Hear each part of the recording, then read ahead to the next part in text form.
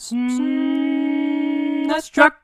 Hi everyone, if you're watching this video then you've heard the announcement from Nintendo yesterday, Monday, June 26th, that there will in fact be a SNES Classic Edition featuring 21 games. Not only that, but even the PAL region folks get their own design as well. That's pretty cool. The SNES Classic is slated to be released on September 29th of this year, and hey look, there's even a statement saying they're gonna produce more than the NES Classic. Well, I would freaking hope so after that fiasco. Anyway, I thought it'd be cool to take a quick look at each game they picked to be a part of this collection.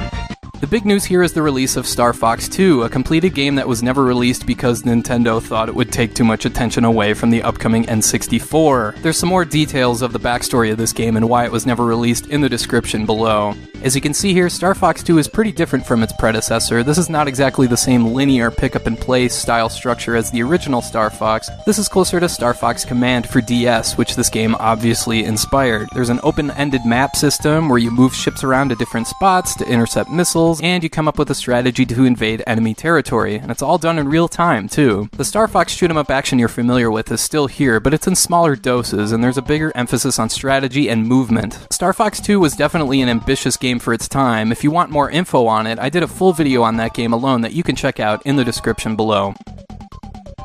Well, if Star Fox 2 is on here, then of course the original Star Fox has got to be on here as well. This is an interesting one to me because it really hasn't aged all that well. I still love this game, I love the soundtrack, the easy accessibility of the gameplay, but the frame rate causes some serious problems. Plus the overall visual design of Star Fox is just so 90s. So I'm really interested to see the reaction to this game from people that haven't seen it since it came out in 1993.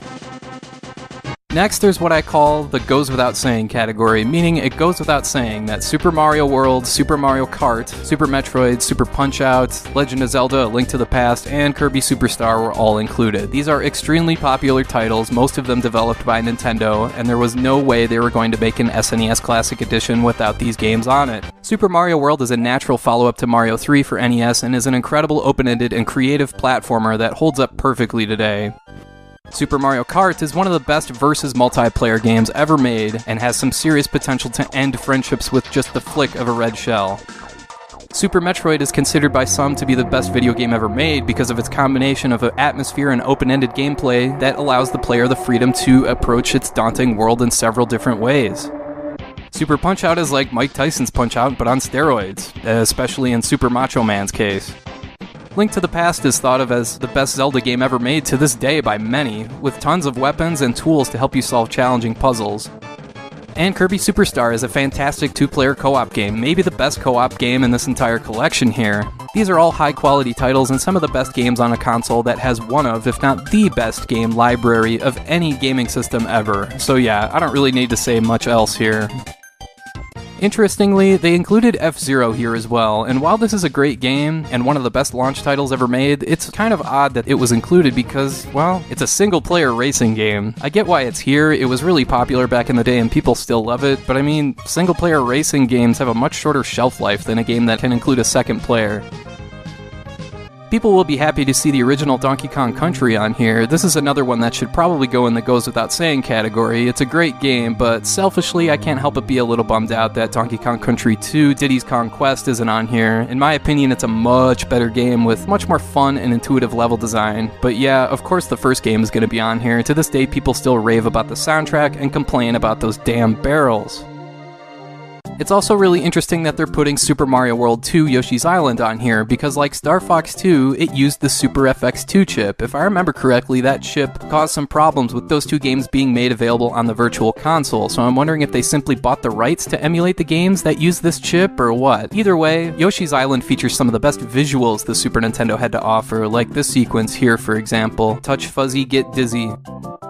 There's a group of 5 fantastic games from Capcom and Konami on here as well. Street Fighter II Turbo, Super Castlevania IV, Super Ghouls and Ghosts, Contra 3, and Mega Man X. Street Fighter is the only fighting game on here, but it's a damn good one. The sprite work and sound design here are as good as it gets in a 16-bit game. Super Castlevania IV has a brilliantly crafted, absorbing atmosphere that gets more and more intense the further you progress in the game. Super Ghouls and Ghosts is another game predicated on atmosphere, although this one has got to be one of the 3 or 4 most challenging SNES games ever made. Contra 3 is one of the most fun co-op games the SNES has to offer because there's no nuance or learning curve here, you just turn it on and kill everything that moves. And of course, Mega Man X is, in my opinion, one of the 5 best Super Nintendo games ever made. It's action platforming at its very best, featuring tons of different weapons, cleverly laid out level design, and a kick-ass soundtrack. The Super Nintendo is probably best known for its role-playing games, and here we've got Secret of Mana, Super Mario RPG Legend of the Seven Stars, Final Fantasy VI, and EarthBound. Secret of Mana in particular is an inspired choice because, again, sorry to sound like a broken record, but it's 2-player co-op. This game might be outdated in certain aspects, but it's still fun to juggle all the different weapons and squash all sorts of different enemies. Mario RPG is one of the more accessible role-playing games out there. Even if you don't usually like these kinds of games, this is one you can get into. Final Fantasy VI, on the other hand, this is your hardcore RPG experience right here, with an absolutely massive and multi-tiered story with tons of characters and a detailed battle system that'll keep you busy for dozens of hours. And EarthBound is, well, it's EarthBound. This is one of those acquired tastes. In my full review, I compared it to stuff like Big Lebowski and Tom Waits. It's laugh-out-loud funny and a lot of fun, and it's definitely worth checking out to see if it's up your alley. Now, all of these choices so far are easy and obvious inclusions, but one selection that's a little out of left field is Kirby's Dream Course. This is a fun multiplayer game that sees Kirby play the role of a golf ball in a mini golf game. It's interesting to me to see this game get picked, and I can't help but think that maybe the popular Game Grumps series from not too long ago had something to do with it. Anyway, this is the most surprising choice here, but it's still a quality title for sure.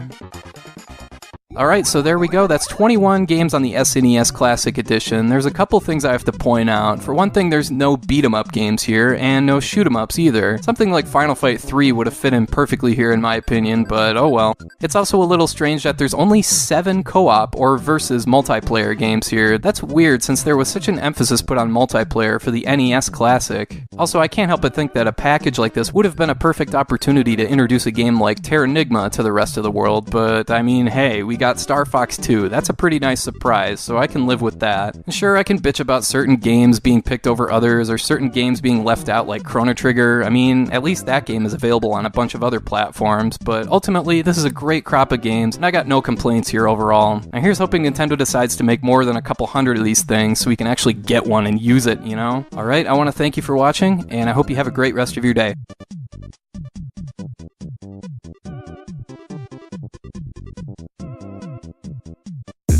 It's SNESdrunk.